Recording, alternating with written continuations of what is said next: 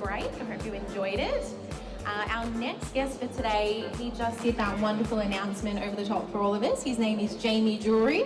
You might remember him from a little show on Channel 9 a few years back. He is an Australian design icon with more than 24 years experience crafting spaces and more than 40 international design awards to his name.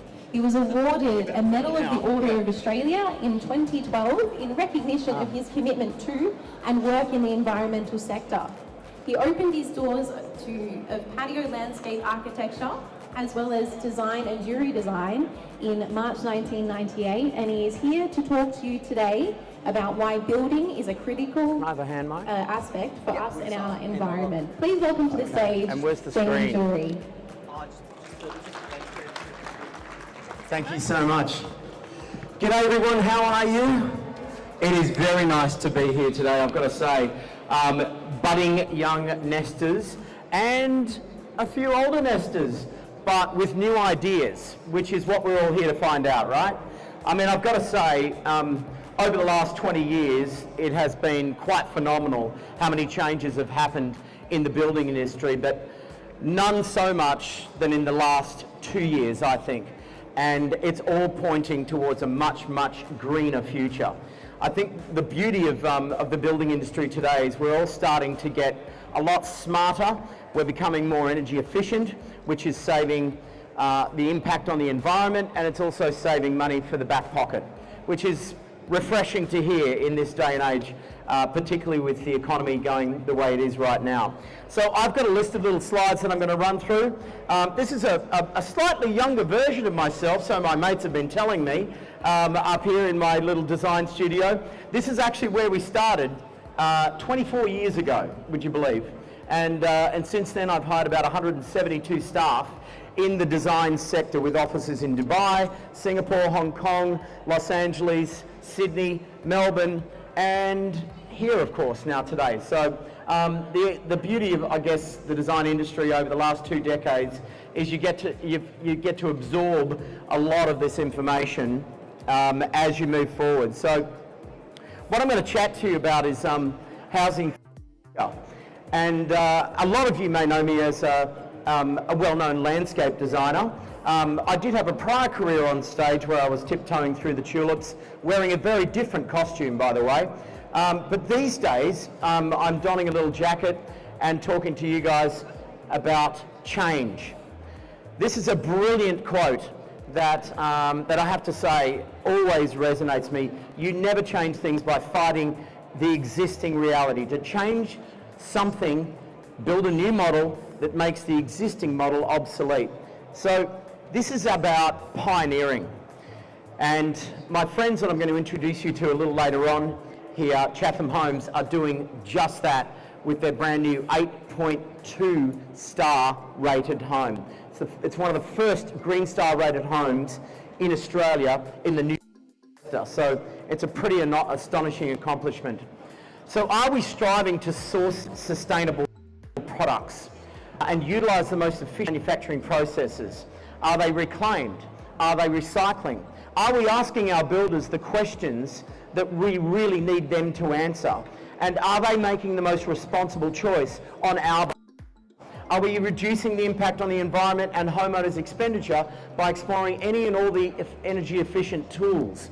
Can we design buildings that are truly passive, not active, and that produce their own energy one day and even recycle their own waste one day? The technology's out there and it's finding its way right through the floor here, starting with some of the leading builders. Are we creating new biodiversity through landscapes that are not dependent on high maintenance, pesticides, fertilisers, filtered water? Let's fall in love with our own backyard again, Australia. Let's get native. By the way, what I mean about falling in love with your own backyard is falling in love with Australian native plants.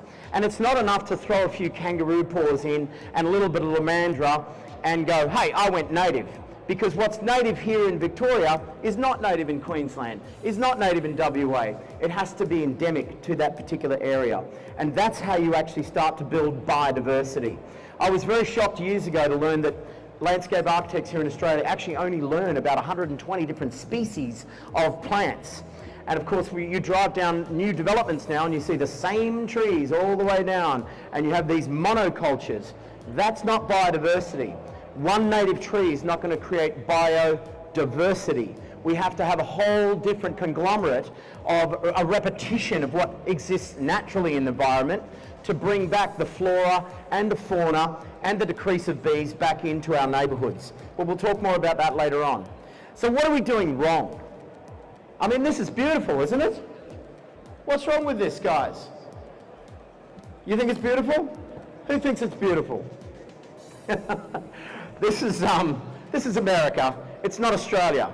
But there are some areas in Australia where I've seen stuff like this. This is complete devastation to the environment. We're wiping out all the trees, we're putting in brand new houses, we're pushing them up next to each other, backyards are getting smaller, houses are getting bigger, developers' wallets are getting fatter, and the environment suffers because of not just their loss of biodiversity, but because of their energy loss.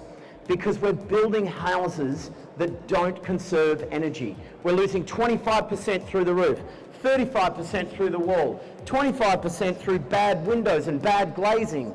And then we're starting to lose 15% through the bottom there. This is pretty compelling stuff, and it's basic stuff. How do we get things right? We break convention.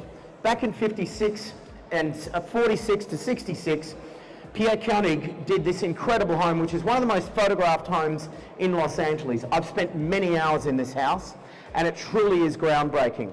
And it's very, very simple. Butt glass windows, letting in all the natural light, passive architecture, very inexpensive to build. He broke convention, and he wasn't the only one.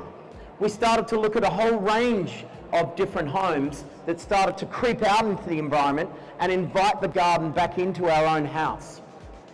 Richard Neucher, this was a house just up near my house in Laurel Canyon. Drive past it every day, and the energy efficiency of this house is far superior than what they've been building in tract homes in some of the suburban areas throughout Los Angeles. Craig Elwood is another great designer, and you know, sometimes stopping the walls just before it hits the ceiling to allow the natural light to creep into some of the other rooms allows that natural flow of light and air, so that the circulation in the building is working really beautifully. This is the same house that I showed you early on, Pierre Koenig, and you'll see many photographs of this. These are real pioneers, guys. These guys are heroes. Charles Eames and Eero Saarinen, they did incredible homes, and you can start to see some of the roofing material creeping through the windows and then out into the outside.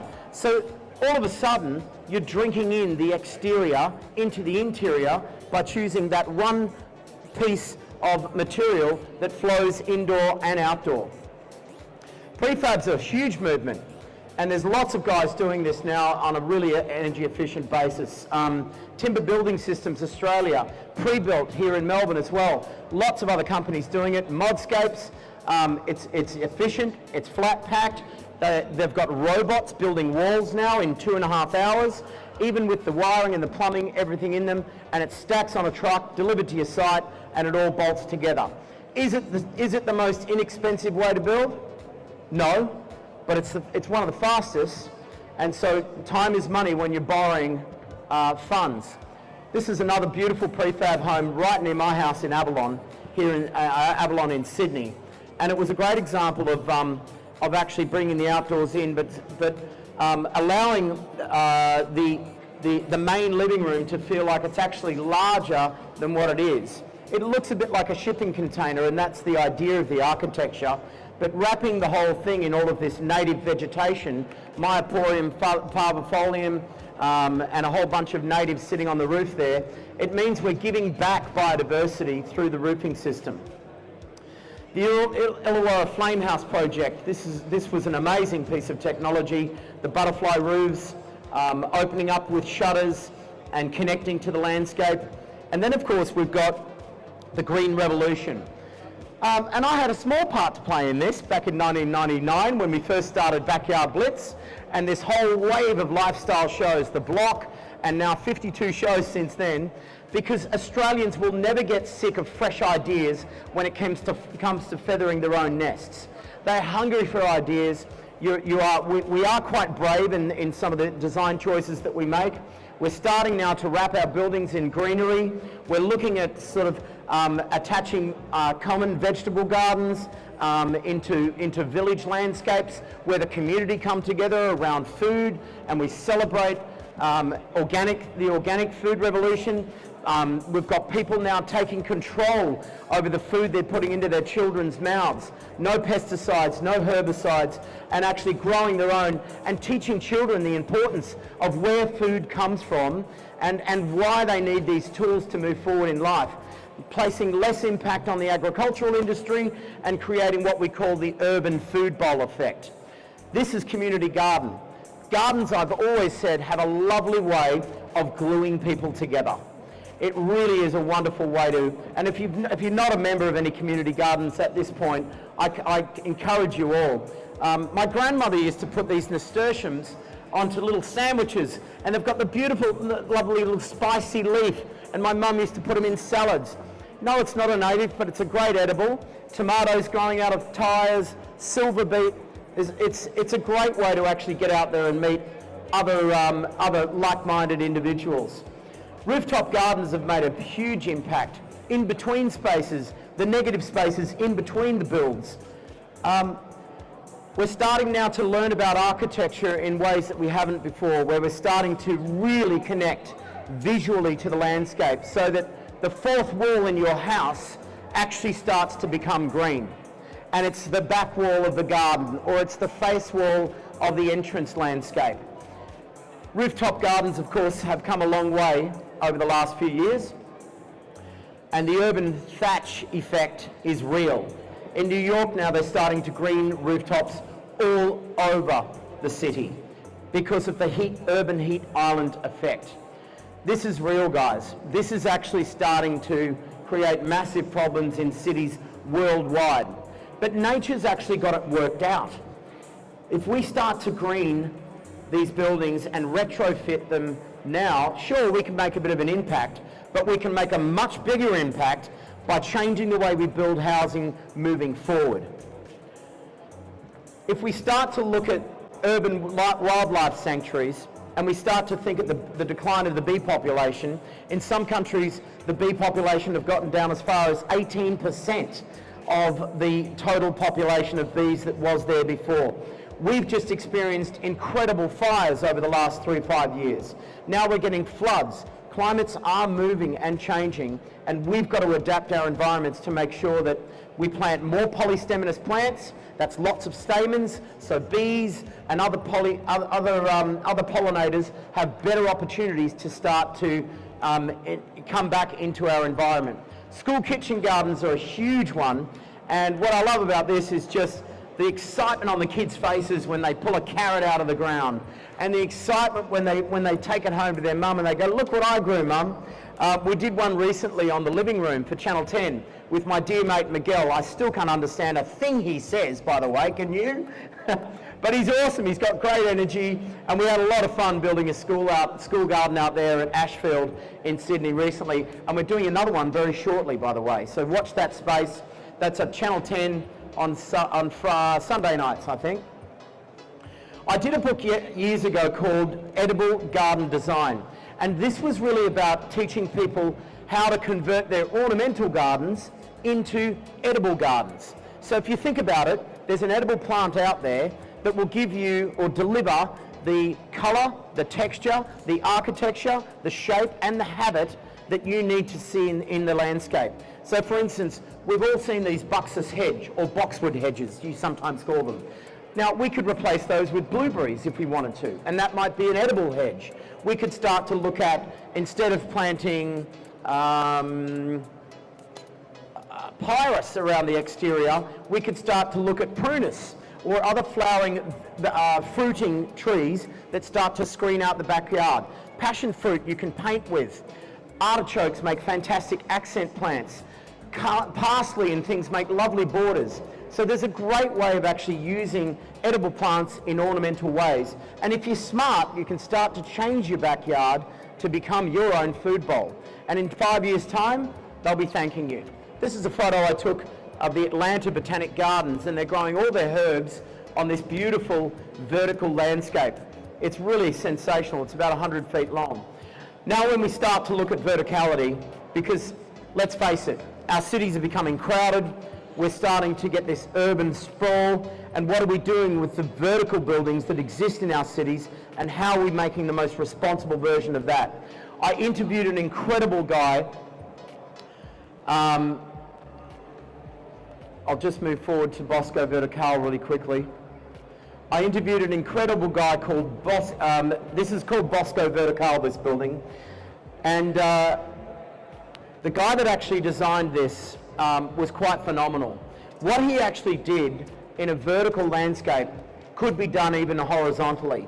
But what he did was he strengthens up the slabs and he started to extrude the balconies. But if you notice and you look very closely at the positioning of the balcony, they're offset, right? Because above every balcony, every plant needs its own ray of light. So letting the natural light come in and infiltrate and absorb into the building turns this thing into a living piece of architecture. And by stacking balconies on top of each other, we're suffocating the light from the plants below. So how can we have green buildings if we don't offset that engineering to begin with? It's just simple engineering, it's just simple architecture, and when we start to thicken up the slabs and bring so he thickened the slabs up by about 20 degrees. And when he thickened up that slab, he brought the rebar out into the slab, and then he turned the steel rebar up into the balustrades. So he built these giant planter boxes, and he enabled us to get up to 900 millimeters of soil on the external part of the balcony, and then he grew 30-foot trees on the external part of that balcony. This is 38 acres of landscape, and have a look at it now. So this is all about, take your curtains off the windows, guys, because your curtains just got replicated on the balcony, and suddenly your lounge room just got a whole lot bigger. It's a really lovely way to landscape. I'll just flick back a few pages here to this incredible bloke that I met in Paris a few years back. And he did this one. This is Patrick Blanc. Green hair, green fingernails, green jeans, green shoes. I do have a pair of green shoes, but I didn't wear them today. My mate Bradley would have been very embarrassed. But RM Williams do make green shoes if you order them ahead of time. This guy had an incredible system. He still uses it all over the world. If anyone's ever been into the Qantas Lounge in Sydney, you'll see his vertical garden landscape. He uses what's called a biodegradable material, and he almost, do you remember Grandma used to have that carpet underlay, and it looked like brown core fibre, and it sat underneath the car park, underneath the carpet, and when the dog peed on it, it smelt incredibly bad, and you never got rid of that smell, and it's just got worse and worse and worse, and it's biodegradable, right? That's kind of like the material that he uses. And the fact that it is biodegradable, it means the plants can actually start to take over with their root system. So when he first plants out these landscapes, and they can go up to 16 stories high in a non-wind area, he embeds the plants into that fibre, and it becomes what's called a soil substitute. But it still transports all of the oxygen, nutrients, trace elements and vitamins that are needed and required by the plant. And then in 10 years' time, all of that material has degraded away, and then the fibrous root system takes over. And that becomes the transport system for all the things, the elements that I talked about earlier on. It's a brilliant system. We've done something a little bit different. And here you can see Bosco Vertical in full growth again. We've done something a little bit different with our vertical gardens, and we've done this non-biodegradable material, which allows people to plant into a series of pockets into what I would call geotextile fabric. So up to 4 millimeters thick, soaks up all the water, 22 saddlebags. Notice I've offset the saddlebags just the same as Stefano Boeri, the architect of Bosco Vertical, offset his balconies. Because like him, I wanted to make sure that light gets into those pockets and we create a successful landscape with our verticality. You can get an instant green wall here for about 180 bucks. It's a pretty fast way to cover up those ugly fences and then start to bring nature inside your house as well. If you've got a well-ventilated space, and this is something that Victoria got behind a couple of years ago, you can actually reduce your volatile organic compounds in an average-sized family room by putting just 5 indoor plants, medium-sized plants, up to 1.2 metres high.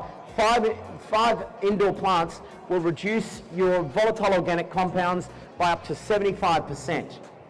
But if you buy the right home, you don't even have to think about that. And I'll tell you about that in just a few minutes. Beautiful ways of bringing natural light into the home. Could there be a home that actually starts to bring landscape into the centre of our courtyard? Could there be a landscape that starts to actually filter in so that from every room of the house, you're looking out onto a landscape? And the garden becomes a part of the house, and the house becomes a part of the garden. This is something we designed a few years back. And it was looking at general case study homes that might live on a 406 square metre block. I love that you're pulling your phones out and taking photos of this, because it's a great example of, I think, bringing nature into housing. And a lot of great builders are doing this now. We're out of time, so we've actually got to make some changes very, very quickly. How are we going for time, by the way? Another 9 minutes. Fabo. This is Frank Lloyd Wright, one of the most famous architects in the world, and one of my favourite architects.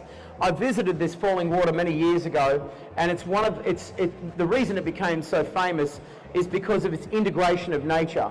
But you know, Frank, when he was interviewed, he talked about the way that he designed houses, and he said he would take photos of horizons and the clouds sitting over the mountaintops, and then he would replicate those streams of clouds and the mountains into the landscape and then offset them all, right?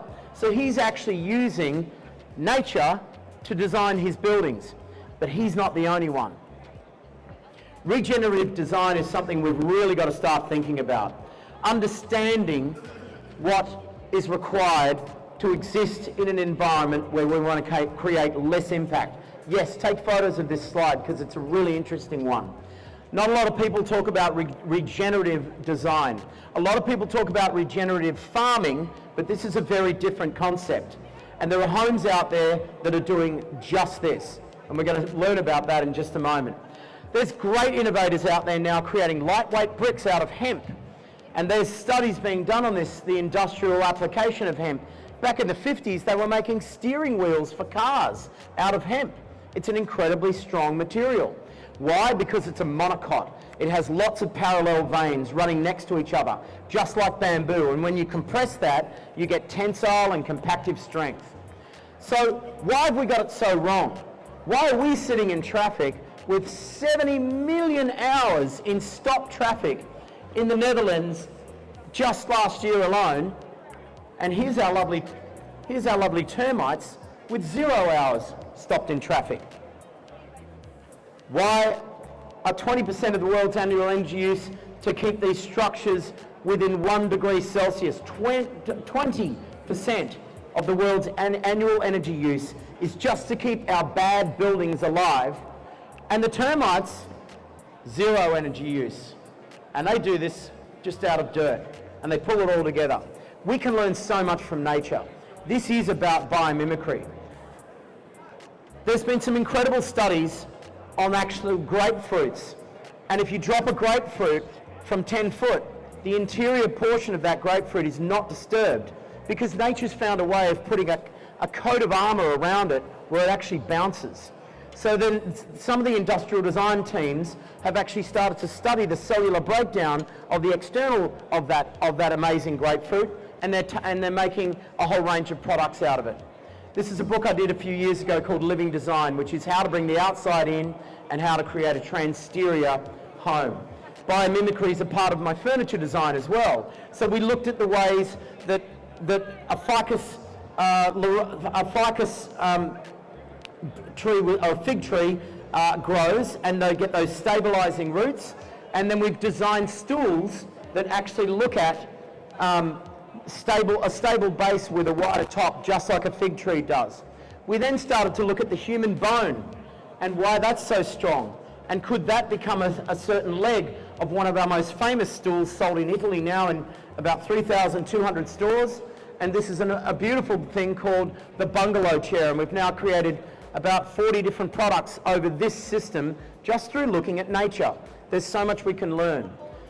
We then started to look at these sorts of shapes in sand dunes and then bringing that into furniture. Because intrinsically we're all connected to nature. We do want to find out more about it. We looked at the chrysanthemum, and then we created these huge engraved walls, and this was our way of bringing nature inside the home.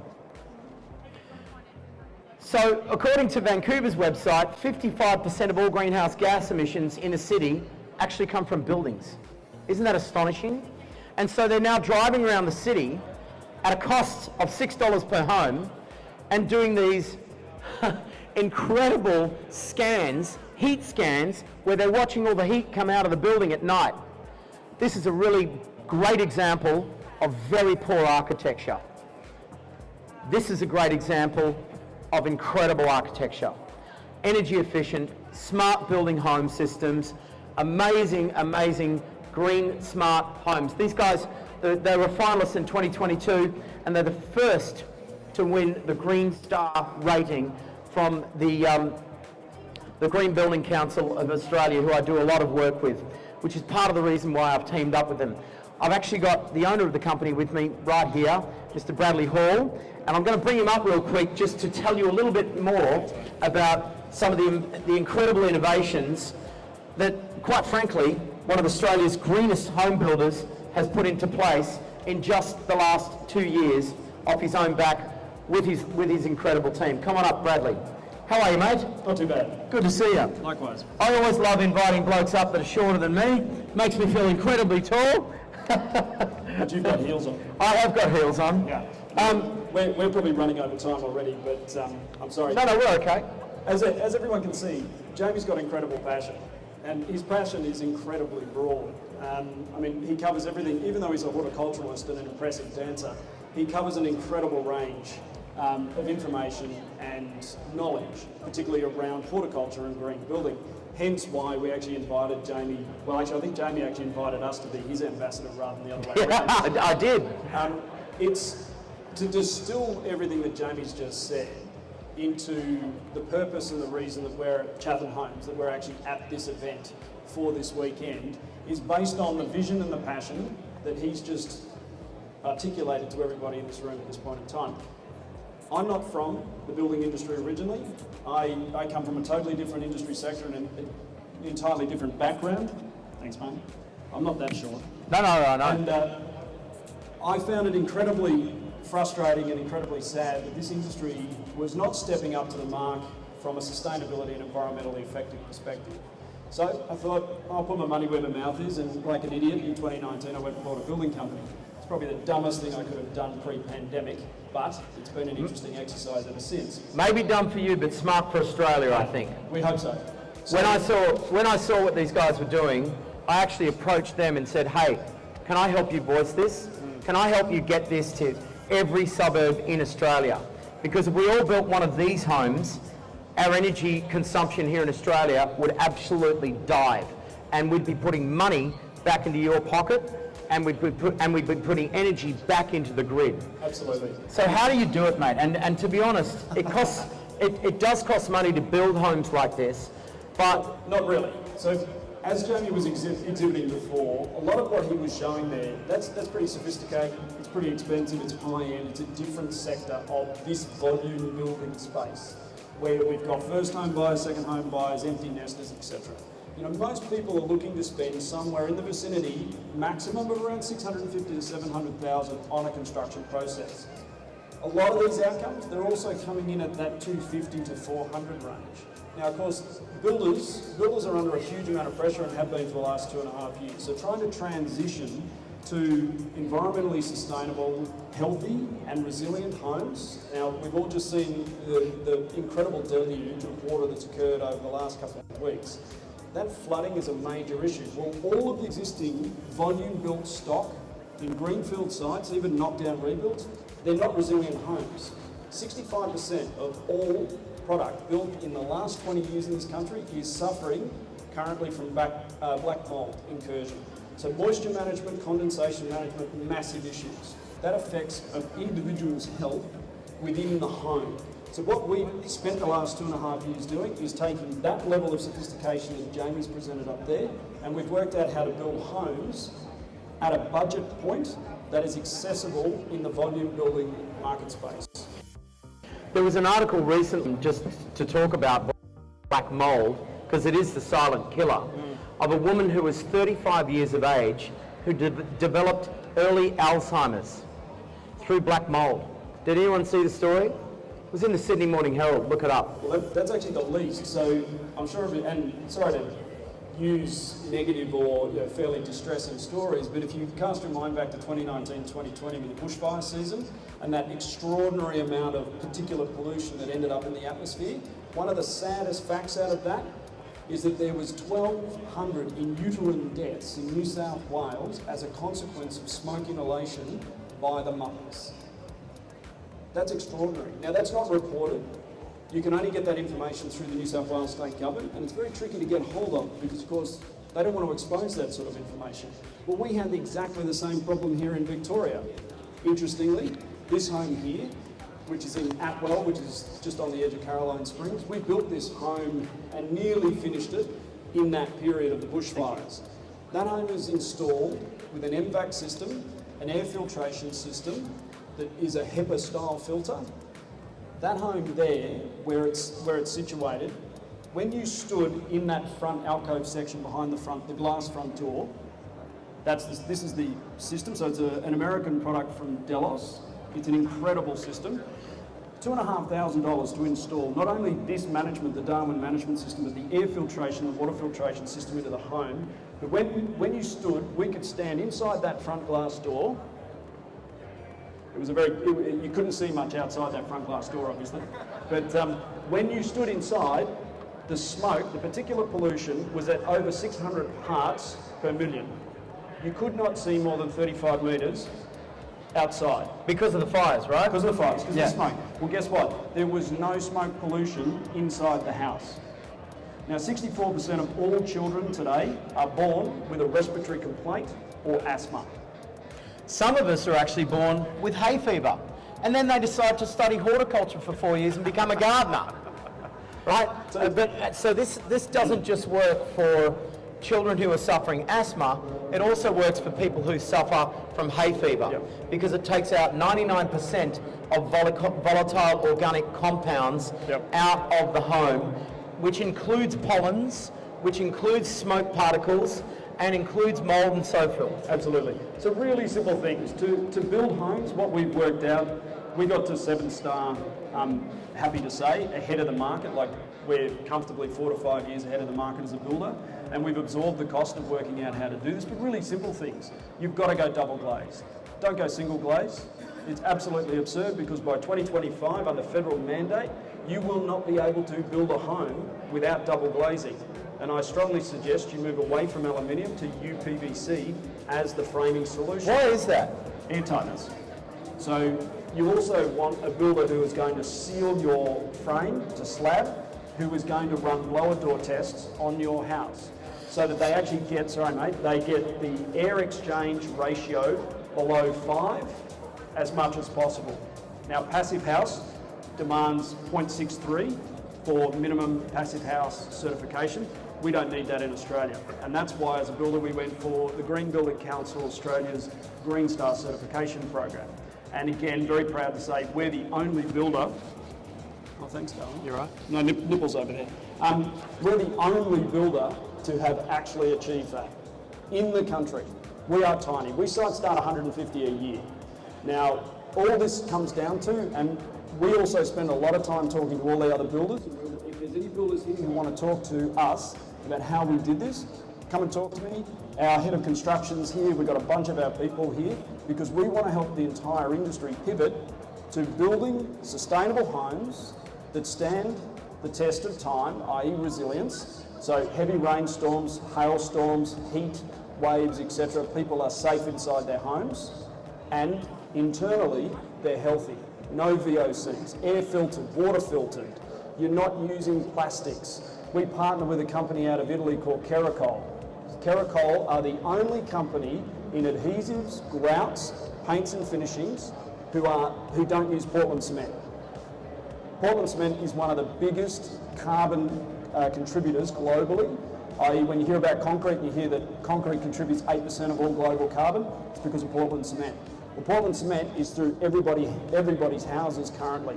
It's really bad shit, pardon my language, but you've got to get that out of your house, because from a volatile organic compound perspective, it is dreadful stuff. So when the average home that's built here in Australia is built, it's built with about 20 times the human acceptable levels of volatile organic compounds. And all of this is just starting to come out in studies now.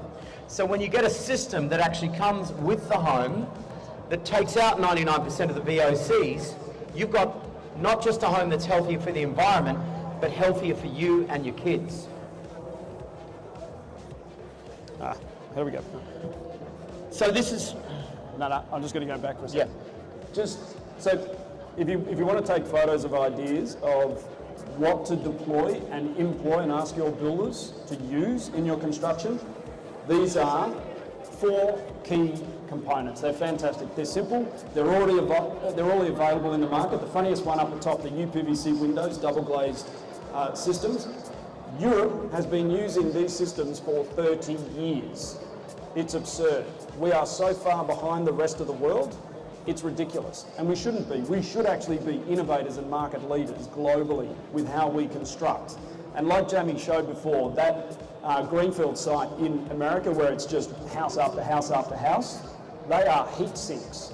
They get so goddamn hot that at the moment in America, people are actually dying in their homes during heat waves because the house is not thermally capable and they don't have air conditioning systems that can actually protect people within their homes, and elderly are dying from heat exhaustion. Particularly in Las Vegas in Nevada, where I lived for quite a few years, there was astonishing amount of deaths. Still happening now every summer.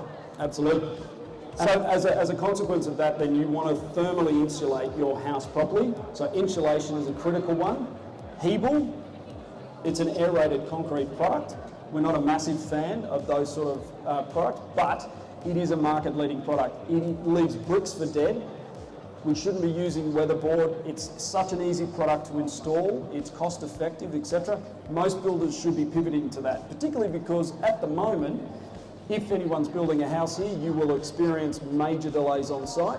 One of the main contributors to current delays in construction right now are bricklayers. They're upcharging $1.80 a brick, so they've jumped by 50 to 60% in cost, and the delays that are occurring are exorbitant on site. Absolutely ridiculous. So just fantastic. So just to spell that out for you, instead of stacking bricks on top of each other, which is labour intensive and creating lots of opportunities for loss or heat transfer, this is one big sheet that goes from floor to ceiling, one big panel. Yep. And it's that thick, it's 90 millimetres thick. So it's like putting one brick in place. 75. Faster, 75 75. mil. You can get 90 though. Yeah, you can, but So be quiet. Quickly now, we've got a couple more minutes. Stick with us, guys. And then the last one, you want a heating and ventilation, air conditioning. So mechanical ventilation or HVAC system, so MVAC or HVAC, you absolutely want to price that in, along with heat pumps. The best heat pump product provider in this country is Stiebel-Eltron, in our opinion, after doing huge amount of market research. So we strongly recommend it. It costs a little bit more, but it makes a massive difference to your heating and cooling costs and your overall NatHERS rating at the end of the day on your property. And then the only thing I would add to that is absolutely go PV on the roof, inverter and battery. Don't listen to what the media say. That's solar, photovoltaic. Exactly. It's all bollocks. Get solar, get off grid. You need to be off grid. Your home needs to be able to stand alone from its 90 to 95% of its energy consumption requirements, because right now, look what's happening with all the flood affected areas. There's no power, okay? Now, if you build your home properly, you can actually seal the home and ensure that the wiring loom is protected from water ingress. Now, if you do that, and you've got solar and battery, you are standalone, and you can actually survive. You can run all your MVAC systems, your HVAC systems, your refrigeration, you can run your entire house. And that means get rid of gas, because gas will be gone in 5 years in this country. All right, quickly. Anything else? No, we'll go down a rabbit hole otherwise. Okay, guys, Sarah, just before you walk away, the lovely Sarah over there is standing at our Chatham home stand right at the very front on the right-hand side. She'll be with the boys who are actually building these houses. Any questions you have, please go up and talk to them about their incredible Green Star 8.2 star rated home. Thank Bradley Hall, ladies and gents. Thanks, Jamie. And thank you everyone for sticking it out and listening to us. It was great to have you. Cheers.